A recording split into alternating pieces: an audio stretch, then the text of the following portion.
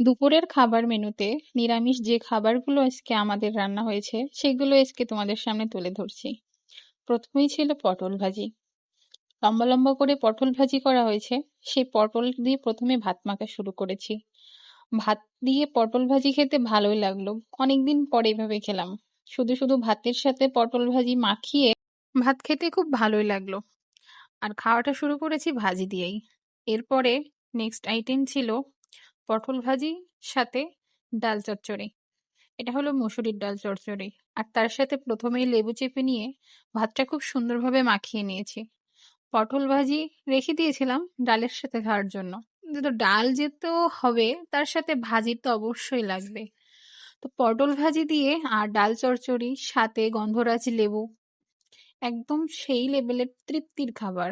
আর এই লেবুটা এত দারুণ ছিল, যে লেবু একটু কাঁচা কাঁচা থাকে সেই লেবুর না অনেক সুন্দর ঘ্রাণ থাকে।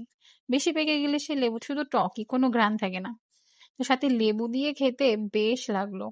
নিরামিষ খাবারগুলো অতিরিক্ত সাধারণ হয়, তবে খেতে খুব দারুণ হয়। আর এই ডাল চচ্চড়ি তো আমার এমনিতেও পছন্দের খাবার। একদম শুকনো শুকনো করে ডাল রান্না করার পরেই কিন্তু এটা একদম শোকানো হয়। প্রপার ডাল যেভাবে রান্না করতে হয়, কিন্তু আমরা নিরামিষ যারা খাই তারা পেঁয়াজ রসুন বাদেই ডালটা রান্না করে। তো পটল দিয়ে ডাল চচ্চড়ি খুব মজা করে খেয়ে নিলাম। এরপরে নেক্সট আইটেম ছিল পেঁপে দিয়ে আলু দিয়ে একটা তরকারি। পেঁপে আলুর তরকারিটা আজকে সব থেকে বেশি ভালো হয়েছে। আর কারণ না, পেঁপেটা রান্না করা হয়েছে খুবই সাধারণ মশলায়, কাঁচা লঙ্কা দিয়ে, সাথে জিরা ফোড়ন। এত টেস্ট হয়েছে খেতে। আর পেঁপে তো এমনিতেও খুব হালকা খাবার। খুব অল্প মসলা দিয়ে পেঁপে রান্না করলে তার স্বাদটা বেশি ভালো পাওয়া যায়।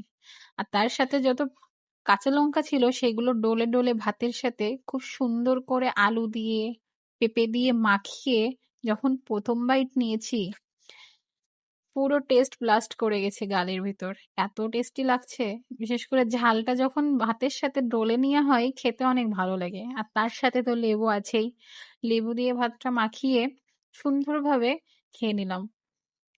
এতটাই টেস্টি ছিল যে পুরো ভাতটাই পেঁপে দিয়ে মাখিয়ে নিয়েছি। আর যেহেতু এর ভিতরে ঝাল ছিল, শুকনো ঝাল ফোড়নে দিয়েছিল, সেই শুকনো ঝালটাও ডলে নিয়ে, কাঁচা ঝাল জ্বলে নিয়ে খুব ঝাল ঝাল করে সাথে লেবু দিয়ে খুব টেস্টি করে খেয়েছি। খুবই ভালো লাগছে। আর এই খাওয়াটা থাকলে তো মনে হয় না আর কোনো আইটেম দরকার ছিল। তবুও লাস্ট আইটেম হিসেবে ছিল ওলের ডালনা।